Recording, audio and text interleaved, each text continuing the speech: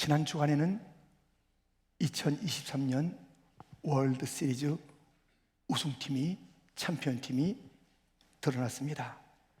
텍사스 팀이에요. 이 팀은 창단 후 처음으로 우승했다라는 그러한 이야기를 듣게 됩니다. 여기에 MVP, 시거라는 선수가 최우수 선수가 되었습니다. MVP는 우리가 아는 대로 Most Valuable Player 또는 Most Valuable Person. 그래서 최고예요, 최고. 그래서 하여튼 오랫동안 그 여정, 왜 야구뿐이겠습니까? 모든 스포츠 또 모든 하여튼 영역에 최고의 사람들을 뽑고 경연이나 모든 성적을 통해서 1등 우승은 우리가 주목하고 축하하고 부러워하고 박수치지만 2등은 기억도 안 해요. 누가 준우승했는지 기억도 안 돼요. MVP 말고 다른 사람 이름 생각도 잘 안 나요. 세상은 모든 경쟁 구도 속에서 살아남은 자에게 관심을 갖는 거예요. 그 서열을 매깁니다. 이 사람은 얼마짜리, 얼마짜리, 얼마짜리. 그것이 세상이에요. 너무나도 이 경쟁으로 가득 차 있는 인간의 사회, 세상, 현실. 빨리, 더 많이, 더 높게. 그것으로 치닫는 인간 사회. 이제 조금 있으면 2024년 1월 1일이 옵니다. 그 1월 1일을 누가 가장 먼저 맞을까요? 누가 그 1월 1일을 먼저 맞을까요? 보겠습니다. 황새는 날아서, 말은 뛰어서, 거북이는 걸어서, 달팽이는 기어서, 군뱅이는 굴렀는데 한나란시 새 첫날에 도착했다. 바위는 앉은 채로 도착해 있었다. 가만히 있어도 똑같이 그 새를 맞는 거예요. 너무 서두르고 너무 분잡할 필요가 없어요. 세상 만물은 이렇게 공평하게 살아가는데 그 여유로움이 있는데 빨리 달리고 날아가면 또 기어가면 어때요? 하는 그런 그 마음의 경쟁보다는 여유로움을 갖고 있는데 사람만큼은 안 그렇다는 것이에요. 서열을 만들고 서두르고 참 어리석은 인간 사회이기도 합니다. 누가 더 잘나느냐의 싸움이에요. 가정은 어떨까요? 마찬가지예요. 달랑 두 부부가 서로 경쟁, 싸움, 으르렁거림. 내가 너보다 잘났잖아. 너 왜 이렇게 해? 하면서 사실 별로 중요하지도 않은 문제 가지고 그렇게 갈등하고 미워하고 소리 지르고 이렇게 한다니까요. 가정이 얼마나 요즘 문제가 많습니까? 왜 그래요? 내가 너보다 더 잘났거든 하는 그 싸움이에요. 오늘 본문은 부부에 대한 말씀입니다. 근데 부부에 대한 정의 데피니션, 그것이 무엇인지 아세요? 7절에 있습니다. 생명의 은혜를 함께 이어받을 자. 생명의 은혜를 함께 이어받을 자. 생명의 은혜를 받은 자라는 것이에요. 사실 세상에 은혜 아닌 게 없잖아요. 자기 힘으로 살아요. 번번이 자기 힘으로 살려고 했지만 실패했다고 오늘 찬양 가운데 들려주었어요. 다 실패, 다 실패. 아니 우리가 우리가 이 공기를 만들었어요. 이 땅을 만들었어요. 우리가 다 쌀을 만들었어요. 우리가 햇빛을 만들었어요. 다 은혜도만. 그럼에도 불구하고 자기 힘으로 살아가는 처럼 도대체 그 출발이 무엇인지 알지 못하고 살아가는 은혜를 잃은 배은망덕한 인생들. 그 인생이 가득 차 있는데 은혜 중에 은혜는 생명의 은혜라고요. 오늘 생명의 강가, 그 사랑의 강가, 은혜의 강가, 너무 놀라운 그런 그 은혜를 생명 속에 주님께서 주시면서 수많은 은혜. 그러나 이 생명의 은혜보다 더할 것이 무엇인가? 영생의 은혜. 다른 것은 다 지나간다고요. 다른 것은 우리가 죽으면 끝난다고요. 그런데 이 생명의 은혜는 더 풍성하게 이어지되 영원히 이어지는 은혜를 함께 받은 존재가 부부라는 것이에요. 그러니 이 은혜를 받은 부부가 은혜 아닌 자가 없는데 거기서 잘난 척 해봤자 뭐 대단한 거 있겠어요? 은혜란 게 무엇이에요? 우리의 죄악을 덮어준 거잖아요. 은혜란 게 무엇이에요? 우리의 배반과 우리의 더러움과 우리의 추함을 다 품어준 거잖아요. 은혜란 게 무엇이에요? 영죽을 인생들을 살려준 거잖아요. 우리 모두는 출신을 알아요. 출신을. 저와 여러분 불량품 출신이에요. 불량품. 모조리 다 불량품이에요. 쓸데가 하나도 없는 존재들. 그런 존재들에서 은혜가 임하여 불량품이 상품, 작품이 된 거예요. 그래서 그것이 생명의 은혜라고 해요. 그건 생명의 은혜. 생명이 바뀌고 새로운 생명을 얻게 된 이 작품, 영원한 하나님의 작품이 생명의 은혜를 받은 자, 부부가 그러한 존재라고 우리에게 일러주고 있습니다. 그런데 이러한 은혜를 받은 아내, 은혜를 받은 남편은 어떻게 살아야 할까요? 오늘 본문은 이렇게 일러주고 있습니다. 은혜 받은 아내들은 남편에게 순종하라고 일러주고 있습니다. 6절, 사라가 아브라함을 주라 칭하여 순종한 것 같이 너희는 선을 행하고 아무 두려운 일에도 놀라지 아니하면 그의 딸이 된 것이니라. 순종하는데요, 이런 순종은 괜찮아요. 그래도 아브라함이라고요. 아브라함이 얼마나 대단해요. 물론 실수도 했고 참 어이없는 일도 그에게 있었습니다만 전체 방향은 하나님을 경외했던 아브라함이에요. 그러니 그런 남편에게 순종하는 것은 아깝지 않죠. 괜찮죠. 그런데 오늘은 거기에 그친 것이 아닙니다. 1절에 보면 아내들아 이와 같이 자기 남편에게 순종하라. 이는 혹 말씀을 순종하지 않는 자라도 말로 말미암지 않고 그 아내의 행실로 말미암아 구원을 받게 하려 함이니. 5절은 같이 읽겠습니다. 전에 하나님께 소망을 두었던 거룩한 부녀들도 이와 같이 자기 남편에게 순종함으로 자기를 단장하였나니. 믿지 않는 자, 애먹이는 자, 엉뚱한 이야기를 하는 자, 여러 가지로 폭력적으로 나오는 자, 참 깜깜한 자, 그러한 자에게도 순종하라는 것이에요. 그런 남편에게도 순종하라는 것이에요. 그런데 그런 남편을 바라보면서 순종하면 끝이 없잖아요. 이거 오늘도 정말 이런 삶이 어디 있나? 내일도 또 어떻게 될 거야? 한 달 뒤에 1년 뒤가 깜깜한 이 남편 어떻게 하면 좋아? 순종하라고? 오늘 본문은 뭐라고 그랬어요? 하나님께 소망을 두고, 하나님께 소망을 두고 순종하라. 하나님을 소망하면서. 은혜 받은 자들은 소망을 가진 자들이에요. 보세요. 로마서 5장 2절부터 우리가 믿음으로 서 있는 이 은혜에 들어감을 얻었으며 하나님의 영광을 바라고 즐거워하느니라. 3절 4절 같이 읽겠습니다. 다만 이뿐 아니라 우리가 환난 중에도 즐거워하나니 이는 환난은 인내를, 인내는 연단을, 연단은 소망을 이루는 줄 알미로다. 아멘. 은혜 받은 자는 소망을 가지고 있어야 된다는 것이에요. 하나님께 소망을 두는 거예요. 하나님이 소망이세요. 그 결론은 아름다운 것이에요. 최고를 이제 주시는 거예요. 그런데 그 소망이 이루어질 때까지 은혜 받은 자에게 무엇이 있다? 환난이 있다는 것이에요. 인내해야 된다는 것이에요. 연단의 과정이 있다는 것이에요. 이런 것들을 통해서 소망이 이루어진다는 것입니다. 그러니 소망을 가지고 남편에게 순종하라는 것이에요. 지금 내 계산으로는 이게 계산이 안 나와요. 이게 도대체 이 남편 어떻게 하면 좋은가? 그렇지만 성경은 순종하랍니다. 어떻게? 하나님께 소망을 두고 하나님께서 다루신다. 하나님께 맡겨라. 네가 이는 순종이야. 순종하라는 순종. 어려운 일이 있지만 그 가운데 즐거움으로, 환난 중에 즐거워하라는 것입니다. 이런 남편 내가 왜 만났나? 너무너무 힘들지만 그 어려움 가운데서 즐겁게 순종하라는 것이에요.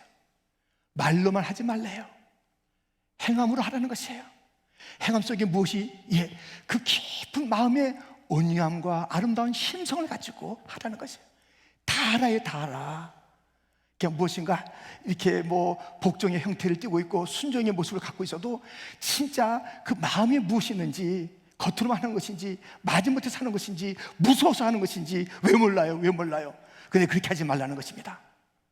정말 그 행실이, 예수님을 보세요. 예수님께서 그 고난을 당하심으로 구원에 이르렀잖아요.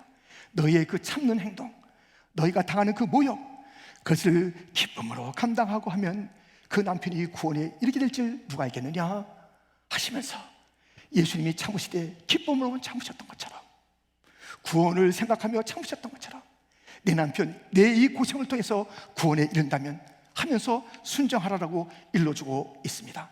여러분, 은혜 받은 아내들의 할 일은 남편에게 순종하는 것이에요. 여러분의 남편이 아브라함 같은 분입니까? 축하합니다. 얼마나 좋아요. 앞서서 기도하고, 앞서서 신앙생활하고, 앞서서 교회 가고, 앞서서 봉사하고 축하드립니다. 근데 안 그런 분이 계시죠? 어떻게 하면 좋을까요? 조금 위로는 하겠습니다만은 여러분들 낙심하지 마세요. 소망을 두고 하나님께 소망을 두고 하나님께 맡기고 결론은 하나님께 달렸다. 나는 오늘 그를 잘해주면 되는 거예요. 마음으로 잘해주고 행함으로 잘해주고 십자가 예수님의 그 모습으로 잘해주면 주님께서 빚으실 그 결론을 우리는 기대할 수가 있습니다. 그렇다면 은혜를 받은 남편은 아내에게 어떻게 될까요?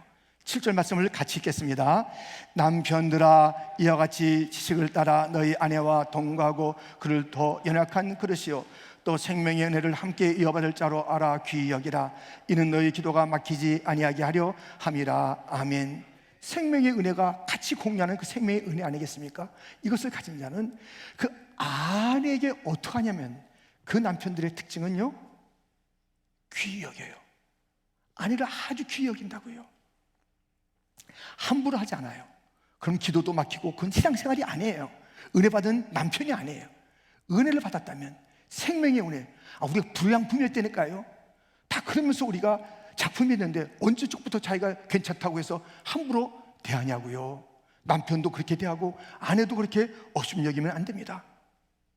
좀 우리가 그 아내가 맛있는 저녁을 수고해서 뭐 장도 보고 또 이렇게 만들어줬다면 설거지 하는 거 그거 괜찮잖아요. 에? 설거지를 좀 해면 되는데 설거지도 안 해. 그러면서 TV 보다가 신문 보다가 인터넷 하다가 쨍그랑 소리가 나는 거예요. 아내가 설거지 하다가 그릇 하나 떨어졌네. 특별같이 달려오면서 하는 말이, 이거 얼마짜리 그릇인데 깨트린 거 아니야? 그러지 마세요. 아내가 발이 찢겼는지 피가 나는지 생각도 안 해. 5불이 귀해요. 10불짜리 접시보다 아내가 더 소중하지 않다고요? 우리 왜 그러고 살아요? 왜 함부로 홀대하냐고요? 가장 어리석은 남자들, 자기 아내를 홀대하는 자들, 업신여긴 자들, 무엇인가 자꾸 말하면 되는 줄 알지만 여러분, 그 고함, 그건요 아무도 변화 못 시켜요. 상처만 줍니다. 상처만. 내가 큰 소리 쳐서 내 아내를 가르쳐야지. 참 이게 뭐야, 한심하기 짝이 없이 소리쳐보세요. 한턱도 변화 안 돼요. 물론 여자들도 마찬가지입니다. 남편을 잔소리해서 고쳐요? 그런 법은 없어요. 사랑이에요, 격려예요, 인정이에요. 장점을 또 단점이라도 감싸주는 거예요. 그거 다 알아요. 내가 부족한데 왜 저렇게 말하나? 그렇게 하는 거예요. 귀히 여깁니다. 귀히. 아내를 우습게 여기면 신앙인 아닙니다. 마태복음 1장에는 예수님의 족보가 나옵니다. 그 중에 그 서두에 4명의 여자가 등장해요. 근데 그 등장하는 여자를 보세요. 다말, 시아버지와 이상한 일을 벌인 다말, 라합, 여리고성의 창녀라고요. 창녀, 룻, 이방 모압 여인, 우리아의 아내. 이것도 뭡니까? 다윗과 분리를 펼친 여인. 그런 여인들이 쭉 나오는 거예요. 다 지우고 싶고 생각도 하기 싫은 그런 여인들의 이름이 나오는 거예요. 성경은 그들을 귀하게 여깁니다. 성경은 그들을 감싸합니다. 하나님은 그들을 다 품었습니다. 변화시키고 아름다운 일들을 하도록 그들을 그렇게 사용하신 하나님이십니다. 내가 너를 보배롭고 존귀하게 여기노라. 주님의 고백이에요. 내가 너로 인하여 기쁨을 이기지 못한다. 주님이 그 신부에 대한 고백인 것입니다. 나의 사랑 나의 누이야. 주님의 절절한 사랑의 고백인 것입니다. 남편들이요, 귀히 여기십시오. 은혜를 받은 사 맞다면, 여기에 참 남자분들도 많이 계세요. 남자분들이요, 은혜 받은 자라면 아내를 귀히 여기세요. 함부로 대하지 마세요. 아주 사람 있을 땐 더 없이 여긴다니까요. 뭐나 되는 것처럼. 뭐가 그렇게 잘났다고. 잊지 마세요. 불량품 출신이에요. 그런데 주님께서 우리를 고쳐줬잖아요. 그래서 이만큼 정말 새 생명 얻어서 지금 성화의 단계에서 이만큼 왔잖아요. 주님의 은혜가 아니면 설명할 수 없는 생명의 은혜를 받은 우리들이잖아요. 그러고 기도해요. 그 기도 아니래요. 기도가 막혀있는 기도래요. 아내를 없인 여기면서 하는 기도는 막힌 기도예요. 응답도 안 되고 기도도 아니에요. 그건 주님께서 오늘 일러주고 있지 않습니까? 여러분, 우리에게는 나 혼자도 참 감사한데 덤으로 준 배우자가 있는 거예요. 근데 우리가 어디 덤이라는 게 나쁜 얘기는 아니잖아요. 덤으로 줍니다 할 때 그것이 어떨 때는 진짜보다 더 많이, 이만큼 쌀을 준데도 쇽쇽 깎아서 주는 그런 쌀주인이 있어요. 이야, 대단합니다. 어쩜 그렇게 쌀을 사러 갔는데 딱딱 깎아대는지. 그런데 어떤 분은요, 왔니? 하면서 싹 이렇게 해줘요. 뭘 덤으로 줘요. 이 덤이 나쁜 얘기가 아니고요, 뭐 그냥 없는데 뭐 그 정도 아니에요. 덤이라는 이야기를 좀 크게 보면요, 하나님께서 내 인생에 큰 덤으로 준 것이 교회입니다. 생명의 은혜를 함께 받은 그 귀한 분들을 덤으로, 우리 퀸주장로교회 같은 경우를 보세요. 얼마나 큰 생명의 은혜 받은 자들을 이렇게 많이 우리 가운데 허락해 주셨어요. 옆에 보세요, 앞에 보세요, 뒤에 보세요. 지금 잠깐 보세요. 나에게 덤으로 주신 은혜. 할렐루야, 아멘. 그 기뻐해야지요. 그리고 서로 섬겨야지요. 서로 존중해야지요. 서로 귀히 여겨야지요. 여기서도 서열 따지고 있어요. 내가 잘났다, 네가 못났다, 이 싸움을 하고 있는 것이에요. 가정이나 교회나 그러면 그것은 생명의 은혜의 모습이 아니라는 것입니다. 생명의 은혜를 받은 자의 그 특징은 높여주고 귀히 여기고 격려하고 자랑하고 고맙다고 그러고. 여러분들 혹시 아내한테 너무 고마워서 넙죽 진짜 절여본 사람 있습니까? 여보 너무 고마워서 넙죽 절여신 분 계십니까? 여러분들 정말 우리들 아내들 얼마나 귀합니까? 남편들 얼마나 귀합니까? 지금 좀 부족해도 나를 갖다 바꿔두지 또 바꿀 주님의 그 소망을 주 앞에 두면서 우리는 얼마나 가능성을 둔 삶을 오늘도 기쁘게 살 수 있습니까? 교회도 안 그렇습니까? 교회 안에 깃든 생명의 은혜, 생명의 강가, 그 놀라운 생명을 받아 누리는 우리들, 은혜로 생명을 누리는 우리들인데, 그 누가 누구를 정죄하며 누가 누구를 없인 여기겠습니까? 함께 이 생명의 은혜가 우리 가운데 넘치도다. 우리 교회에 흐르고 있는 이 생명의 강가를 마음껏 마시기를 축원합니다. 이 강가에서 기쁨의 찬송이 마르지 않기를 축원합니다. 이 생명의 강가에서 자유의 그 기쁨을 표현하고 누리면서요, 움켜들지 말라고요. 자유의 강이라고 그랬습니다. 해방의 강이라고 그랬습니다. 이 강에서 마음껏 누리시는 복된 퀸즈 장로교의 아름다운 공동체, 부모만이 가족이 아니라 우리도 가족이니 믿음의 가정, 생명의 은혜를 받은 가정의 섬김과 귀히 여김과 높임과 나눔과 사랑과 변입품과 기다림이 예수님이 우리에게 그러한 은혜를 주셨듯이 그렇게 가득하기를 주님의 이름으로 축원드립니다. 하나님 아버지 감사합니다.